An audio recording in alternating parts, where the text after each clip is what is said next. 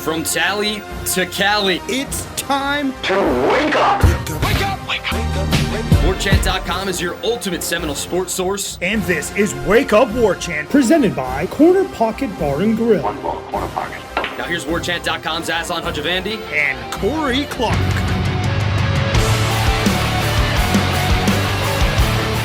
Wake up!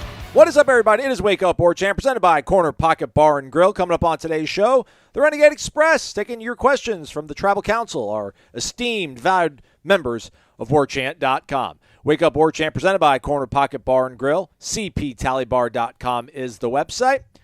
Thursday means bingo night at the Corner Pocket Bar and Grill. Show on up. Win some money. Have some fun. Eat some great food. Hang out with some really cool people at the Corner Pocket Bar and Grill, 2475 Appalachia Parkway. Can't miss it. It's right next to the Aldi. Top floor, y'all. Top floor penthouse. Warchant.com, Ultimate Seminole Sports Source. Thumbs up, please. Subscribe. That'd be cool. Subscribe to the website. $29.99 takes you from this very moment until September 1st, which takes you right through spring football, Corey, which is so very close. Got lots of questions about our anticipation of what things might look like when spring football does start as part of the mailbag. But before we get to that, how are you, Corey? I'm good, buddy. I'm good. I think people want to know how you're doing. How's the love life? Just give us a 20-second synopsis. Any updates? No updates. Not good. Not good, Bob. No updates at all is an update in and of itself. Correct. And not a good one. Correct. Okay, sorry, buddy. Sorry, I shouldn't have asked. We should have had a pre-production meeting before I put you on the spot like that. My bad, buddy. My bad. It's all good. Later today will be Tour of Duty. Nothing like waking up at 6 in the morning, or waking up like 5 in the morning to get to campus at 6 in the morning to get you back on your feet, everybody. So we'll have observations of that in tomorrow's show. I'm sure we'll have several of it posted up on the website. Probably a video to stand-up as well. I'm bummed that I'm missing it. I feel it. I can feel it. You know what I mean? Sadly, I'm in Atlanta. I'll be coming down later in the day. I just won't be able to get there quite in time to watch them all run around at 6 in the morning. But it sounds awesome. I've done it before. I bet it's going to be awesome, Aslan. You're going to have a good time. And as you're watching it, kind of picture you and I doing it and ask yourself if we could get through it. Okay. You know what I mean? Like, look at it through that lens, not just, oh, man, Winston Wright looks good, or, Jordan Travis is still fast or whatever. Look at it through the lens of, could Corey and Aslan do it? All right, I will. Let's start off there then. Let's go to Mark in Naples, M. Adam CZ. Wake up! Were you guys able to get Corey into the Tour of Duty for a Warchant video production? That would be epic. No, but, I mean, it's not over, man. We could always maybe see if we can shoehorn something. I feel like it is over, right? Like, aren't they done with it after today? Yeah, because then they start spring practice. Yeah, that's right, because then we have the luncheon or whatever. Well, I mean, Josh Storms is always here. He can always put us through the paces. Maybe we'll do it in the summer when it's, like, really slow, Although we'll be in Omaha. But I feel like it's going to be a tough ask to be like, hey, you guys, go out of your way to help us with this video for an hour. If they were out there anyway doing it with their own guys and we just happen to join in, I think would be the better play. But look, we're going to be here for a long time.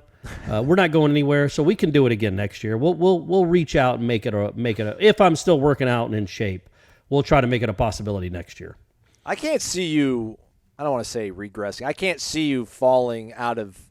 Maybe you won't be running at this high of a temperature. You won't be redlining it the way you are right now. Although vitamin energy is still going to be part of your daily repertoire, so who knows? I got no choice with vitamin energy. Man, I'm always redlining in the positive. Man, I was like going through trying to put some video stuff together and needed to find, just all of the different people that work at Warchant on camera. And, just like I found the video of you and Norvell when you did the piece on him, retrospectively looking at his fiery response to how do you talk to recruits about having an 0-4 start, and to see how much different you looked, man. And like how much, I don't want to say you look better, because then I feel like say that it's fine. I mean, you do, So I just imagine you still see those, and you're like, yeah, I don't want to look like that again. So I feel like you won't, Yeah, and Stephanie probably doesn't want me to look like that anymore. Or my girlfriend up here in Atlanta, she definitely doesn't. Oh, hey, we've had that. It's just kidding, Steph. Come on, we make that joke all the time. That's how we joke with each other. We joke about that. When I actually I sent her a I was at the gym the other night, and I was like, all right, I haven't done this in like a month. Let me snap a pic after the workout, of course, because you got the muscles bulging, the vein popping out. And I sent it to Stephanie, and her first response is, "Who else did you send that to?" And I'm like, what's the matter with you? My buddies? It's like the only other person I've sent it to is you. Well, I have to be honest. I did, and she knows this. I did send one to Shanna, just for her to be proud of, for her to be proud of her ex-husband. I thought it wasn't like a thirst trap. Like, hey, look what you're missing. She's married to a firefighter who's been in this kind of shape since they met. So it's not like she's gonna be like, oh, look at that. I just thought she'd be proud of like her son's dad getting in this kind of shape and maybe, helping the son along. By the way, shout out to Brady. He did get his first high school base hit. Let's go. On Tuesday. Apparently he missed 4 straight bunt signs and then went ahead and swung away, got that done for himself, and also dropped a pop-up in the outfield for the first time, I'm going to say, since he was 9 years old, which was bizarre. Like, it was just because he's a really good fielder. That's his strength. And I'm glad he got it out of the way. They finally won a game. Everything's ticking up in the Clark household. Okay.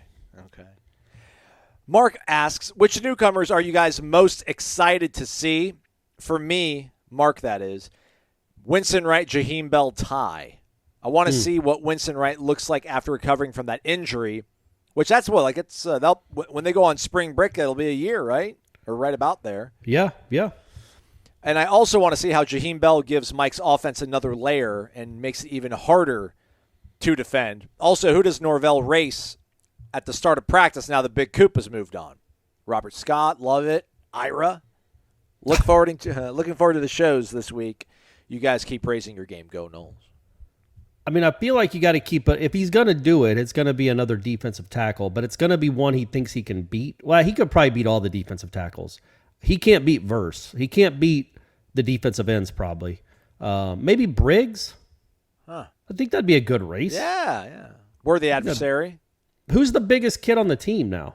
I'd like to see Kanaya Charlton and him do the race, but I think he'll smoke Kanaya. Love you, Kanaya. Also, I think the O-linemen don't go to that end of the field. That's right, yeah. So it'd be a short race. They would just do like a jumping jack or something because that's where they stay. The offensive linemen stay there. And I do not think Alex Atkins would be cool with one of his linemen wasting his time sprinting 100 yards in a meaningless race just to have to come back. Well, it's part of the culture, Corey. It's part of the culture. No, I just feel like it's got to be a defensive lineman because that's where their drills are, all the way on the other end of the field. But, yeah, it's a good question. I guess we'll find out, Monday? Is it Monday? I think so. Tuesday?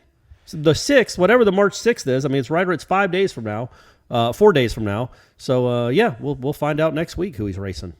Yeah, I probably should have the schedule memorized, but I just remember seeing the email 2 weeks ago. I'm like, I'll worry about it when it gets here. And it's like, it's definitely March 6th. You're right. It is. What days they are. But I would say those are both good names. I am interested in what Jaheim Bell looks like just physically out there. Winston Wright, same thing. If he's 100%, I assume he's got to be 100% by now or close to it, what that looks like. Also, I want to see the quarterbacks because Jordan Travis isn't going to be here forever. And I want to see – it won't really matter on March 6th, right? Like, what have they done in the last 2 months that would really – They're not newcomers, though, unless you're talking about Brock Glenn, Corey. No, I'm not. Oh, yeah, newcomers. That's a good point. I don't know, Morlock. man. I want to see how Morlock moves around. How he moves 6'7". at 6'7". Yeah, that's a good one. I also want to see really all the defensive linemen, just what they look like, the transfers that came in, what they look like. Obviously, Fisk is the bell cow, but the kid from Miami, Jackson, I want to see what that looks like. I want to see what the other kid from South Carolina looks like because he's a big dude too, how he moves in that frame. Really, all those guys on the line of scrimmage, on the defensive line of scrimmage. I'm just. It's not that you're going to be able to see a lot the first couple days. It's not going. You might not even get to see a ton through most of the spring as far as team drills with those defensive linemen. Some, but probably not a ton. I just want to see what they look like and how they move. Yeah. And hopefully, Braden Fisk doesn't have any kind of sling or anything. I don't think he will, but want to see how close to full participation he'll be. Yeah. I don't want anybody in the Peloton, man. I don't want any of these new dudes in the Peloton. Like, right. Be padded up, go through everything. Is that man. a Peloton they have over there in the corner? No, but actually that's what a Peloton, I guess apparently, I don't know, is it Italian or something or French? It's actually like a group of bicycle riders. Like, I mean, that's when you're like a flock that's of true. geese but it's or whatever it's called, or whatever, a gaggle of geese. Like, that's what you call a bunch of bikers together. You call them a Peloton. So that corner of the practice, I've just kind of dubbed it the Peloton because there's an exercise bike, but it's not a Peloton. But it's usually guys stretching out and just cycling, and it's just such a I don't know. It's a pit of despair. That corner. It's like It would be cool if they did have a real Peloton in there and they were doing like like an hour training session with their favorite trainers. You can do this. That'd be funny.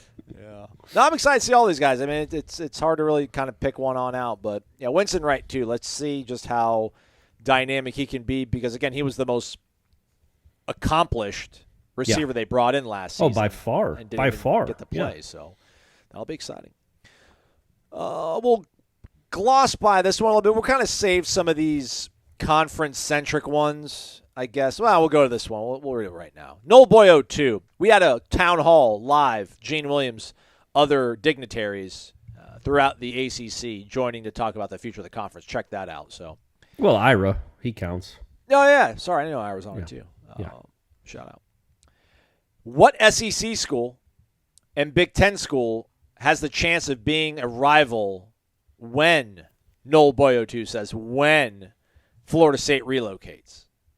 Thank you guys for all that you do and bringing good vibes to all the listeners. Support the sponsors, Warchant TV, the personalities, and the new collectives. Go Noles. Yeah, so let's go Big Ten first. I mean, you got to figure it would be like if they go to the Big Ten, Miami or Clemson, or maybe both, would have to be a part of the package. So it would still be one of them, but like a new Big Ten member. Yeah, he said excluding Clemson and Miami. Oh, okay. So it's a new one. Ohio State. Yeah, but you won't be their rival because they already got one. What about Penn State? Penn State doesn't really have a rival anymore. You know, Ohio State, Michigan's a thing. Right. Like USC, UCLA is a thing. Florida State, Penn State is not a thing, but Penn State doesn't have one, really. I mean, I know they care about all those games, but Florida State, Penn State would be a cool matchup every year. Yeah, I still think, and there's enough of us over the age of 40 that have like that Paterno-Bowden rivalry still that will kind of carry with us for probably the rest of our time on this planet. So that could live and breed. Yeah, we all remember the Blockbuster whatever Orange Bowl that was. The Blockbuster Bowl in 90 and then the Orange Bowl in whenever that was, 2005, 6, maybe the January 2005 season, 2006 calendar year. Yeah, man. So I think that would be a natural. That's the right answer. Two football powerhouses. Wisconsin, maybe two. It would be. I would say it's one of those two. And then for the SEC, you really could pick one, right? Right. Who wouldn't? Who wouldn't make sense? I was going to say they all Auburn, Georgia, Alabama, LSU. Like who's LSU's real rival? And Bama, but then again, right, Bama's got rivals Auburn. The Iron Bowl. So who like Florida State and LSU would be a cool yearly annual matchup, I think. Yeah. They play for a trophy when they play against Ole Miss, the Magnolia Bowl trophy. And then I think they play for a boot or something when they play Arkansas. But those, outside those fan bases, no one talks about that being. Nobody cares. Yeah. And like Ole Miss is bigger rival is Mississippi State. Right. Arkansas is, I don't know, Costco. What's Walmart's A&M. biggest rival? A&M, right? And the Southwestern I don't know. Classic. Yeah. But yeah, I think LSU doesn't. They're not the number one rival. I don't think of anyone. But they wouldn't be with Florida State either. I mean, again, they already have the rival in the SEC if they move there. So it's a good question. I think the Big Ten, you look at FSU, Penn State every year is a pretty appealing matchup. Yeah. Right? LSU, FSU, the Battle of I-10. There you go. Capital cities clashing. Let's go to S. Quinn. S. Quinn, 67. Wake up. Wake up. What a fantastic weekend for FSU athletics. It started with the Board of Trustees throwdown and continued with wins all around. Things are feeling back to normal with football and the diamond sport setting the tone in men's basketball. Well, it was a nice run. Yeah.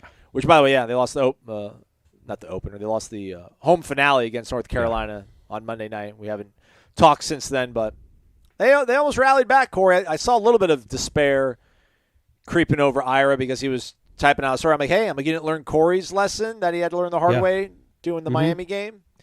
Anyhow. But, hey, he didn't have to rewrite the whole thing. He didn't. He did not. No. I'm looking forward to making it into town for the spring game. My son will be taking his official FSU college tour that Friday. Oh, nice. Right. Congratulations. Well, he hasn't, I guess he hasn't chosen it yet, or does that mean he has chosen it and he's just doing is it like an orientation or is he just touring other campuses? Yeah, Good question. An official college tour too. I mean, it's like, I guess if you just sign up and they have like a guide with you, that's considered the official tour, right? As opposed to like you just taking your son yourself. So, who knows? Maybe he's weighing offers to Harvard and stuff too. He just wants to double check, do his due diligence. So, he's got a question for us, Corey. He says, if you had to list the 5 most important people all time to FSU baseball, to the FSU baseball program, who would you choose? Have a great week.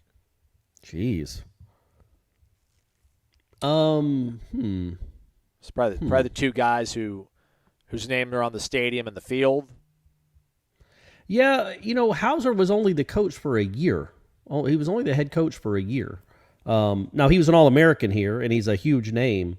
But when they were good, was it Stallings that was before Hauser? That really Woodward? made Woodward. Yeah, maybe Woodward. One of them got him to whenever that national championship game that they lost to USC was, and they were really good in the 70s, really pretty good to really good. Obviously, Mike Martin is number 1, and geez, JD Buster. Yeah. Yeah. Devin Travis now maybe just because him being here by virtue made his brother want to come here. Well, but was that good for Florida State baseball? But I mean, he played in the league. Florida State athletics overall, yeah. Well, they've had a bunch of dudes that have played in the league, and I love Devin. I don't think I'd put him in the top 5. I think it was Woody Woodward, by the way, before. Okay, Hauser. so yeah, I'd put. I know Hauser was here for he played and he was an assistant, but I think he was only the head coach for a year, and then he got swooped up by the Yankees, and then that's when Mike Martin came. Yeah, that's a hard one, man. It's a hard one because it's like when you haven't won a national championship, it's because if they had won a national championship, say in 1986, well then you'd say Richie Lewis or Luis Alicea, one of the stars of that team that helped them win their championship. Like but when Lloyd. they got close, Lloyd, they never won one. So it's like, I don't know, how do you differentiate between James Ramsey and Eduardo Perez? Or DJ Stewart and Devin Travis. Like, they were all really good players that made it to the league that won a lot of games. Paul Wilson was the number 1 overall pick. It's a hard one. Oh, but does Dion count? No. Okay. I don't know that he did anything. He didn't do much for the baseball team. It was cool that Bowden let all his players play baseball. So that was cool. And some of them did it just so they didn't have to do mat drills, which was smart, but they were good ones. I mean, Ronald Lewis started in the College World Series. Dion did. T-Buck played some. Danny Cannell played some. So they had some. Jameis Winston clearly was pretty good. Yeah, I don't know, man. I don't know. Chip Baker? What about Neoporti? Does Chip Baker get thrown in there? He's been here forever. Sure. I'll throw Chip Baker in there. He's been around forever, and he's still a part of the program. He's still helping, clean the field before practice and helping, I guess, like, you don't mulch whatever home plate is, but sweep all the dust off it or whatever, because it's turf. Yeah. By the way, I found out, Aslan, that they use like crushed up olives. Yeah, olive. Yeah, how about that? Yeah. That's interesting. Chip Baker. He coached. He's been the director of baseball ops. He's been a part of this program for going on 40 years, and they've been really good, really the whole time he's been here. So I'd also say Quincy Neoporti for the bat toss against Florida. Does Meat get any consideration? It's the same. It's the same thing though. Yeah, because he was an assistant for 20 years, and they were good those 20 years. I mean, he probably, yes, I would say that the reason they stayed competitive, in my opinion, throughout the 2010s was because of Mike Martin Jr. And so he made this. He kept it. I don't want to say afloat, but he kept it close to elite, or helped. I shouldn't say he did it. He helped keep them close to elite. To the point where they have 2 down seasons with him as head coach. Link Jarrett still wants to come coach. So, you know what I mean? Like, Florida State never fell off the map, never came close to falling off the map. They made the College World Series in 11s last year, and Meat had a lot to do with that. So, even though they haven't been what we've wanted them to be, they've still been competitive enough. They kind of lucked into one in 19. They didn't luck into it. They went and won the games in Athens and Baton Rouge, but still, it wasn't a team that played well. But yeah, I would say, yeah, you'd probably put Mike Martin Jr. in there just because he was there for 20 years and he was there for a ton of wins. What about McDougal? Yeah. Because that record will never be broken. I don't know that he did a lot for Florida State baseball in the sense that, they didn't win a title. I don't know that a bunch of people came to Florida State because of Marshall McDougal. That's always when you talk about Florida State football and the most important people in that program's history, I always want to include Dion because Dion made it really cool to come to Florida State. Dion beget Terrell Buckley, who beget Corey Sawyers, and on and on and on, where I don't know that Marshall McDougal had that impact, but man, 6 home runs and 16 RBIs in one game is pretty awesome. And that's a cool record that Florida State has that will never be broken. Energize your day for 7 hours or more and get some vital nutrients and minerals with Vitamin Energy. VitaminEnergy.com. Promo code is Warchant, BOGO, B-O-G-O. Add something into your cart, get something free just because of that promo code. Because those folks are Florida State grads, and they like you. So help them out maybe as well. Tried out the Focus Plus Corey Mango. Big citrus guy. Is mango's got to be citrus, right? It's citrus C. It's tropical. Maybe it's not citrus. Sure. Big citrus guy. The mango is delicious. And I feel like the Focus actually has a little extra oomph. I feel like it does. But delicious. And okay, good. Absolutely crushed it Monday in the gym.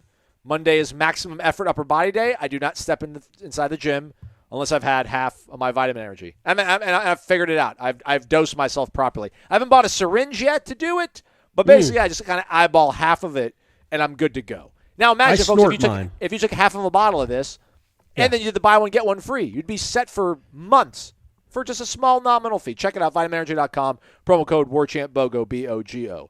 You should do the Focus for Tour of Duty later on today. You should get up and get ready for that. You're going to need some energy. So do you want to be focused watching those? Maybe not. Maybe I'm definitely going to do it for the spring game. Okay. I'm gonna use that's probably when I'll debut it as the Focus for the spring game because that's will be my go-to during Saturdays in the fall. So it'll be a good test drive. I'm going to take 8 hours sleep on Wednesday night though, so I can be out and then wake up refreshed. Although it might be risky. Maybe I'll actually sleep too long. We'll see how it goes, everybody. It's called a tease. It's going to be great, though. Check out VitaminEnergy.com. Promo code is Warchant, B-O-G-O. BOGO. Buy one, get one free. Back to our regularly scheduled programming, football. It's Marlin down in Miami. Gentlemen, I don't need to see anybody on this offense to step up. I just need them to be in shape, do their work, stay healthy. All the questions, in my mind, are on the defense and the kickers.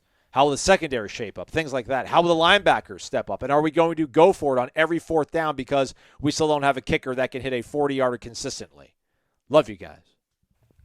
So really not a big question there. That's a good point, though, about going back to Mark's question about the newcomers, though. Our man Keltner. Isn't that his name? Yeah. Keltner? Look at you, Corey. Yeah. Let's see what now ask me who the kicker was in 90, and I can tell you. But the kicker that's on the team right now, Tyler. Yeah, Tyler. TK part 2. Richie Andrews, shout out.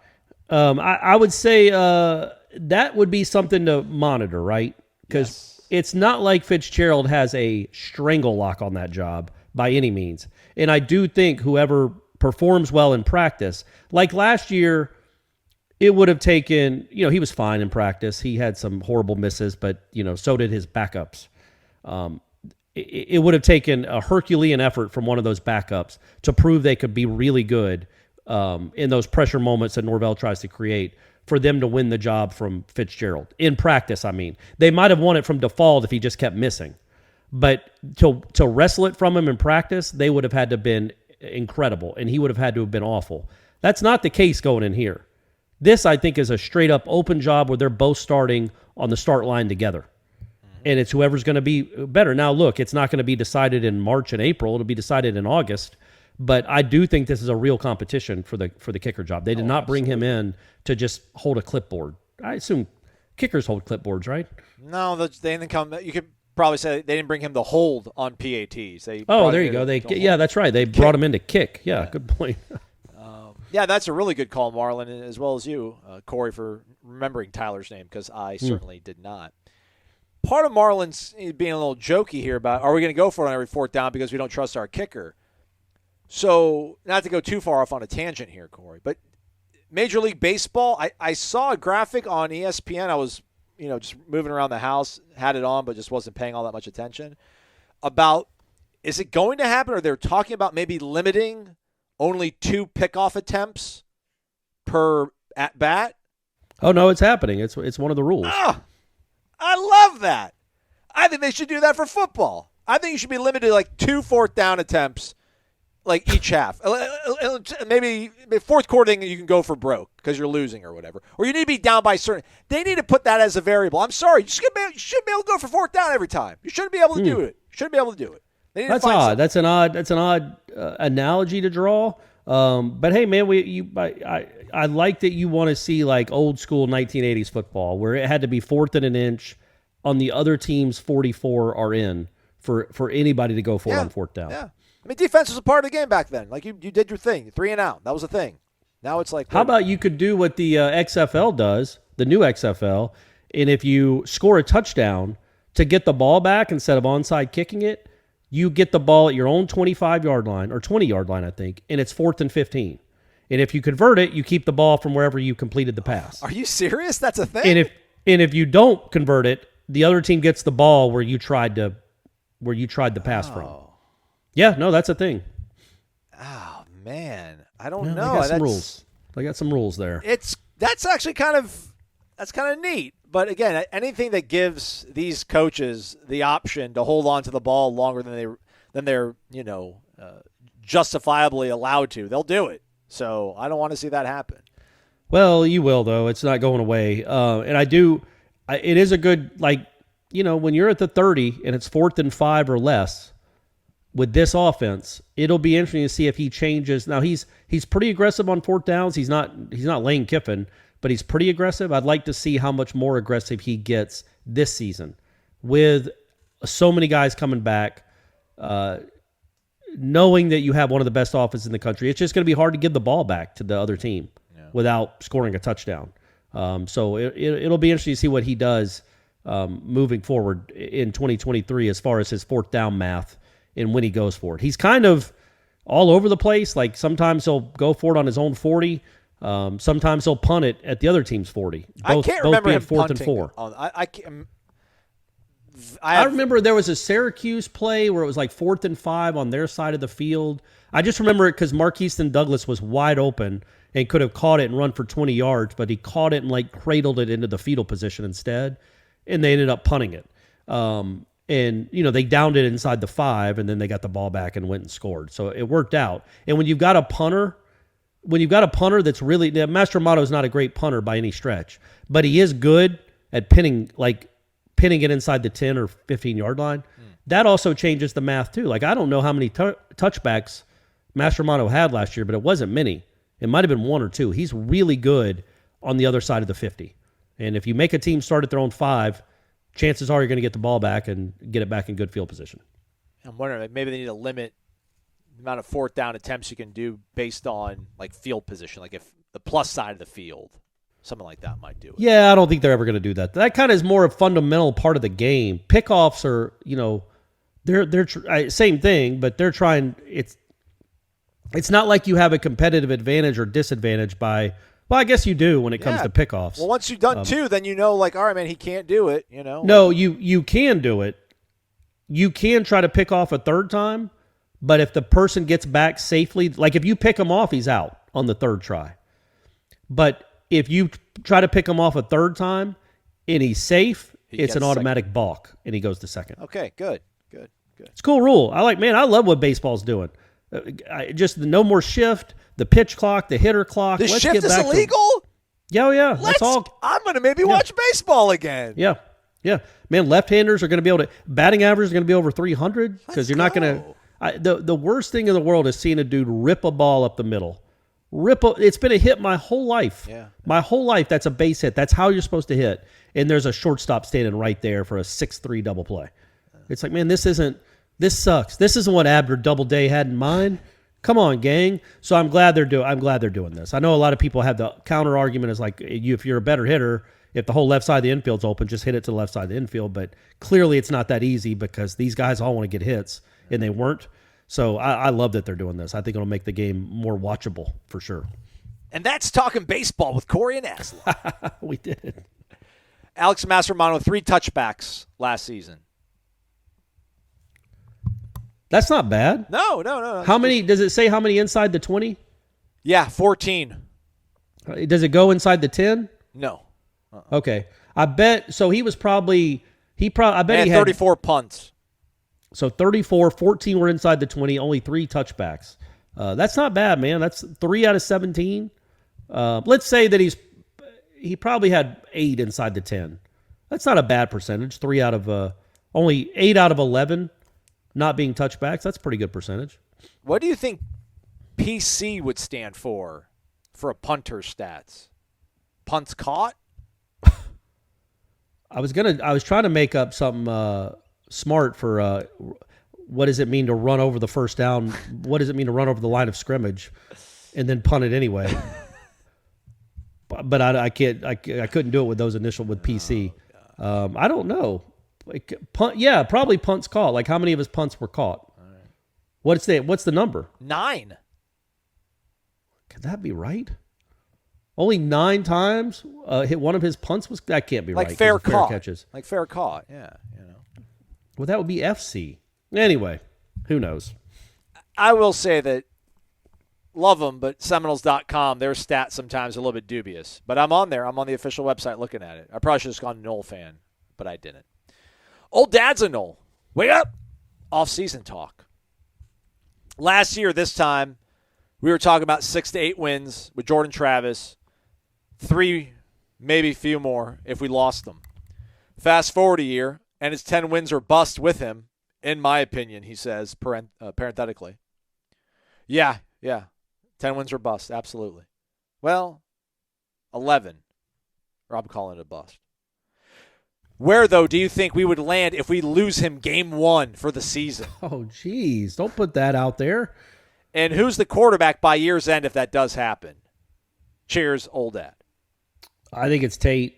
Absolutely. It's definitely Tate. I'd be shocked. But it'd be good, though. Like if Tate were to – if it's A.J. Duffy by the end of the year, if this were to happen in this scenario and Tate doesn't get hurt, then I think you feel really, really good about what A.J. Duffy can be.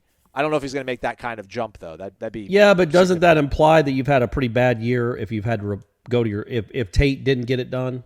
Well, I'm saying if they both got hurt, if Jordan got hurt and then Tate got hurt, then if you're Chubba Purdy'd, Brock Purdy'd, where Garoppolo gets hurt, Trey Lance gets hurt. That's how you end up on your third string guy, not because of but that wouldn't be good for Florida State if you're on your third string quarterback because of injury, right? You're right. All right, I apologize. Go ahead. Well, I think that if A.J. Duffy is playing in 2023 like meaningful reps, okay, you're right.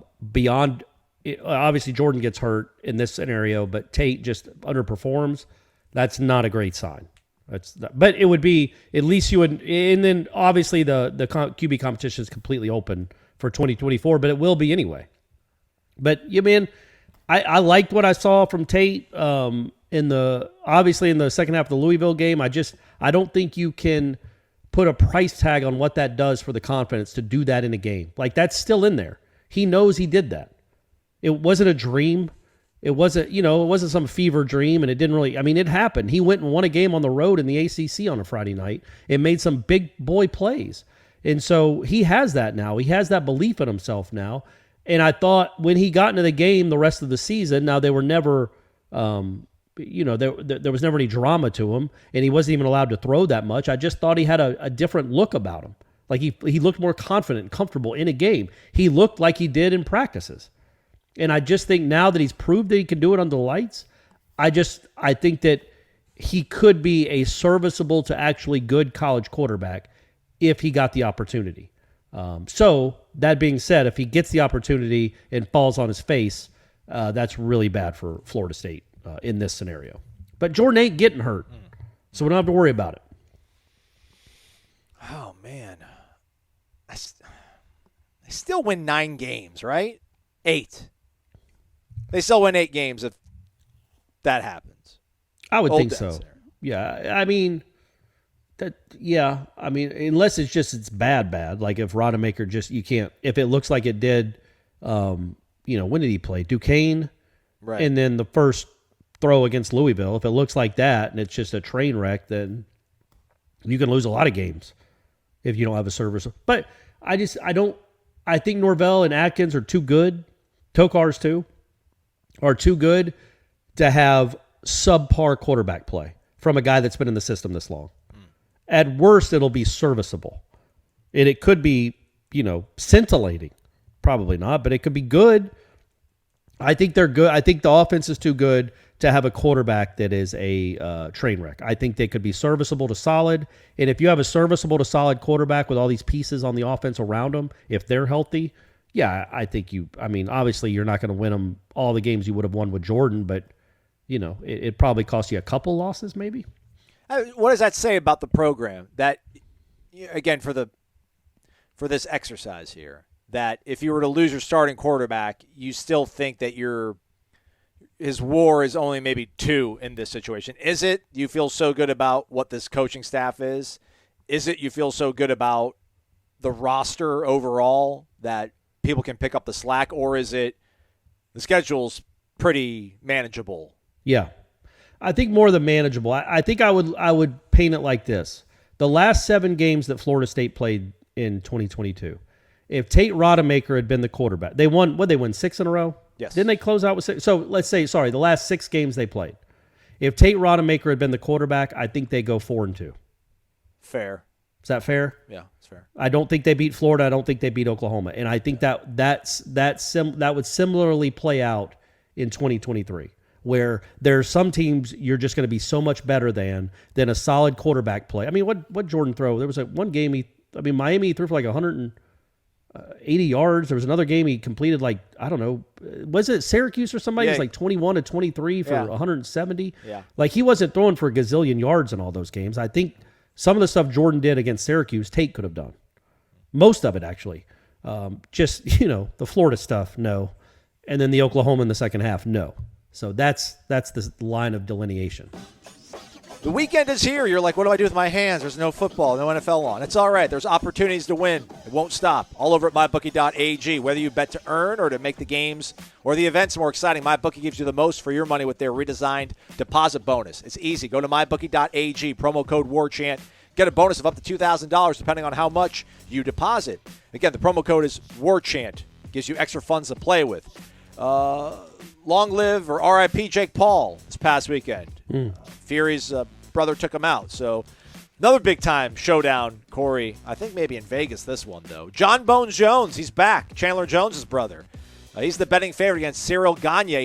He's moving up in weight classes, Corey. As you move down in weight classes, John Jones moving up in weight classes. So if you think... He's a heavyweight now, right? Yes. And it's been a long layoff, But he is the betting favorite. The over-under is 4.5 rounds.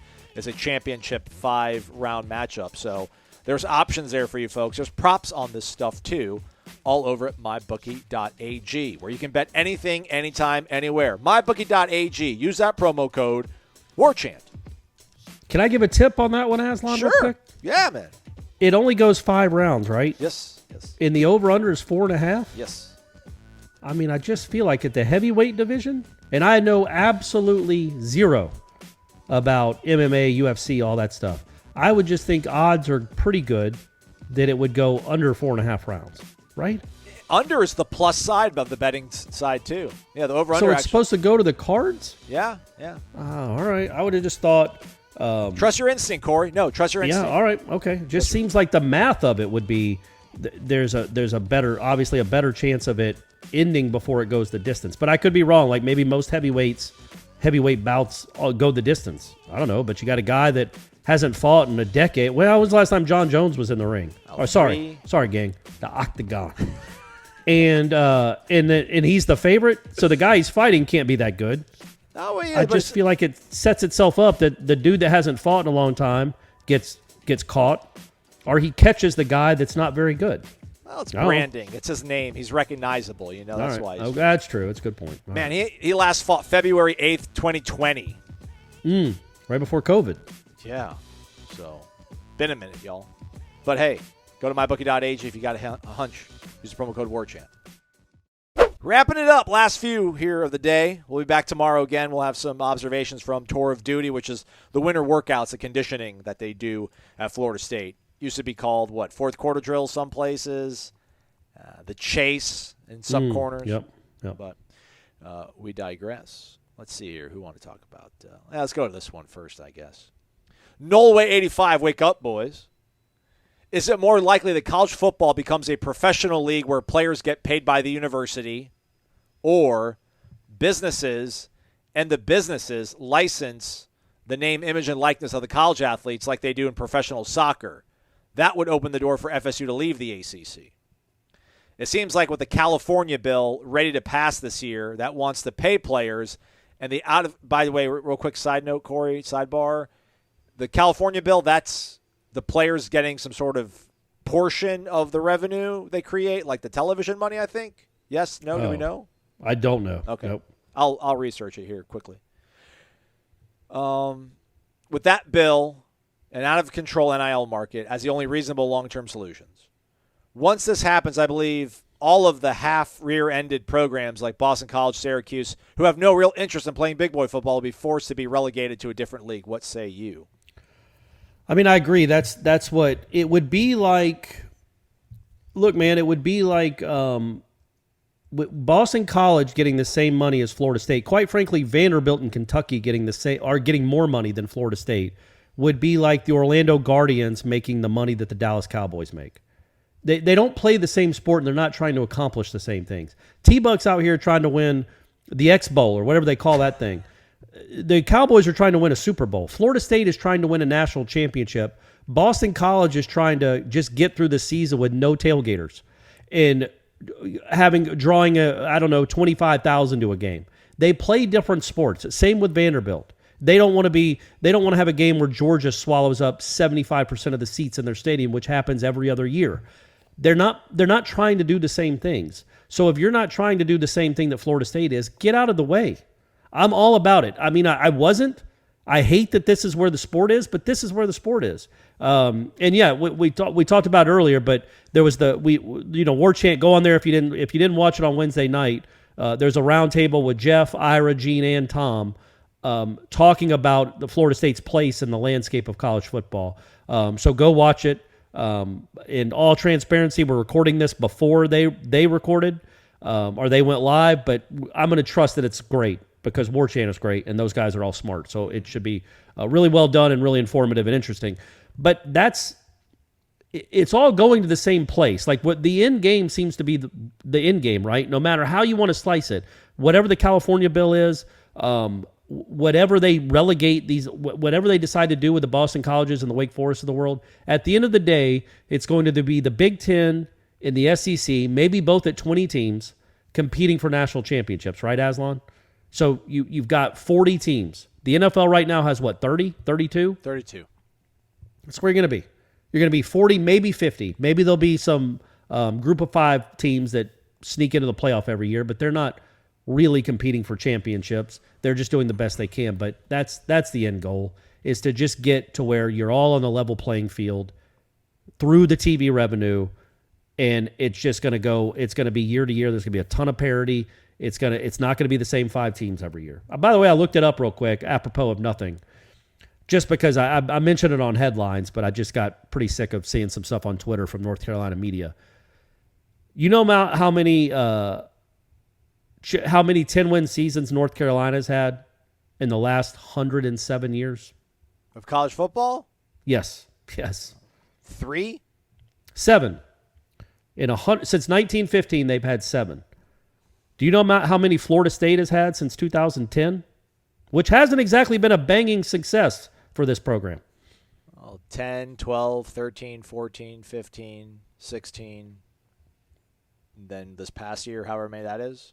7.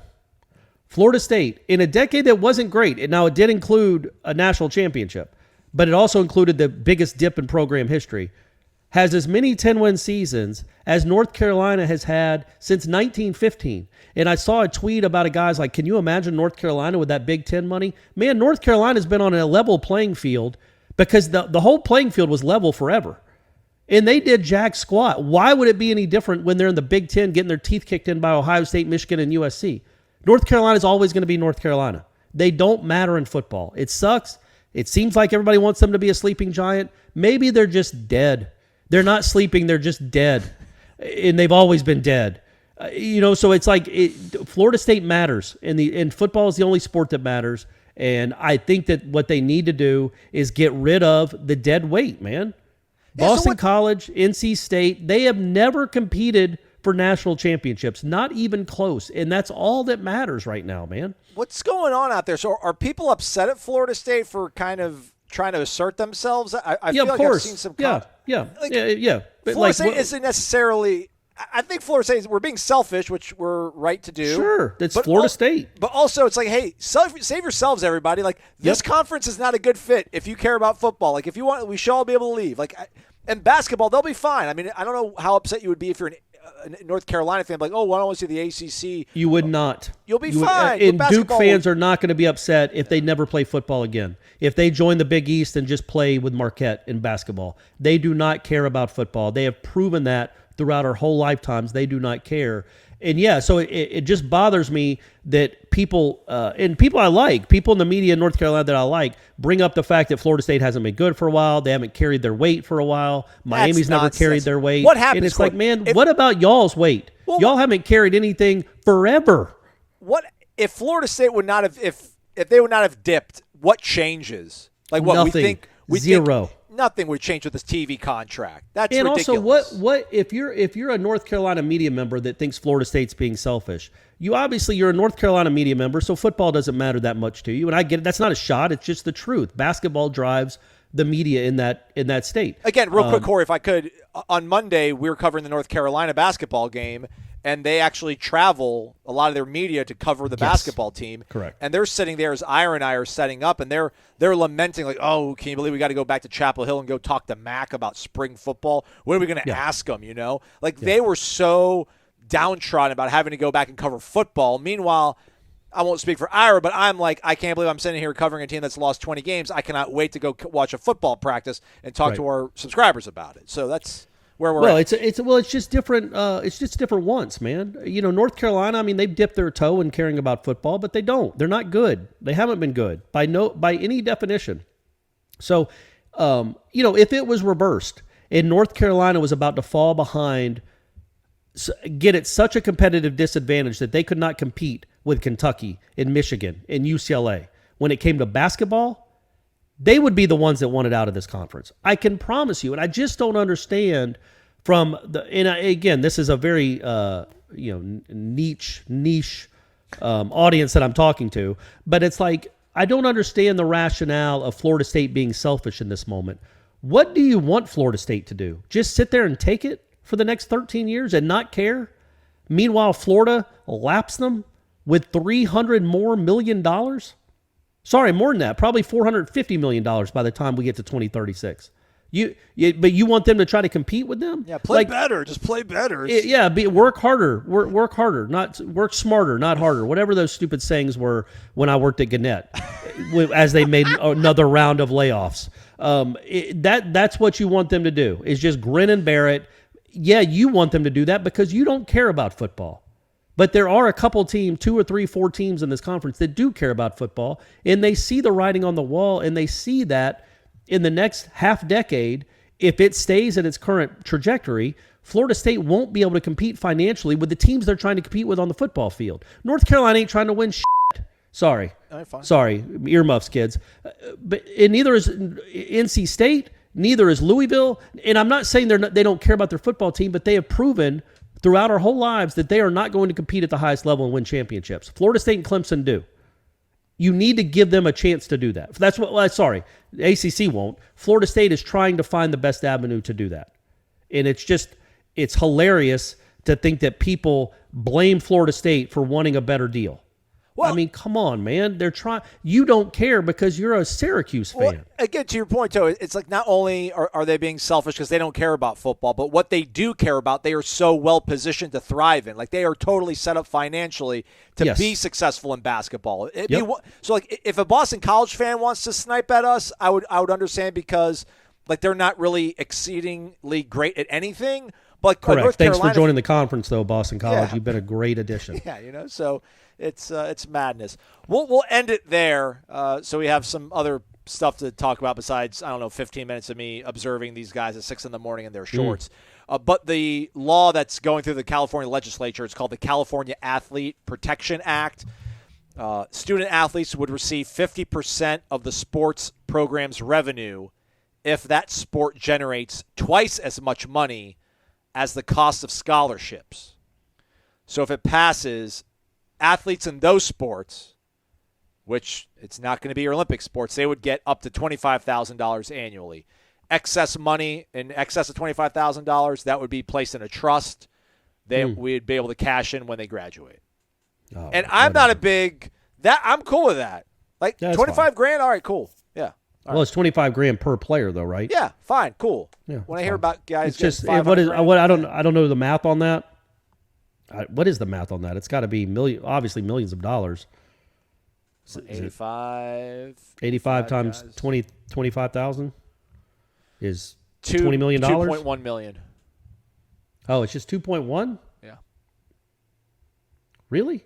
Yeah. Yeah. Well, then who cares? 125, Yeah, that's just. Oh, sorry. Then you can't pay Lincoln Riley. When he gets his raise, it won't be a $6 million raise. It'll only be a $4 million raise. Yeah, I'm fine with that. That's fine. Whatever. Good luck out there, California. But this is what has other conferences, other programs worried. I mean, because again, if they pass this in California, mom and dad might be like, all right, Florida State's your dream school. Well, our dream is to have a pool in the backyard, son. Go to California. Get that extra money for us, Or daughter. But then or daughter. well, that's right. That's right. But the NIL can make up for some of that. And plus, maybe you don't want your son to go cross country. Just throwing that out there. Like, I don't want Brady to do that. You know what I mean? I don't know, but what if Brady didn't have an opportunity to get NIL at Georgia? Are you crazy? Have Have you seen that kid? Do you know how marketable he is? We're going long. I mean, I'm losing my right. mind, obviously, here. Like, that's crazy. You're I don't know. You need a shot of vitamin energy. Vitamin energy. All right, that's a wrap for us. Again, tour of duty, 6 a.m. So when you're listening to this, there might be live updates over on warchant.com's Tribal Council, but you got to be a subscriber to tap into that stuff, and you're going to want it as soon as it hits the press. So be a subscriber. We'll have YouTube video posted as well. That's free. Hit the thumbs up on that one when you catch it. Corey and I will be back. Friday show, wrap up the week, everybody. Check out that roundtable town hall replay over on Warchant TV. And then the Jeff Cameron show, 1 to 3 o'clock. All of this, warchant.com. We got you covered. He's Corey. I'm Aslan. Thank you for listening to Wake Up Warchant, presented by the Corner Pocket Bar and Grill.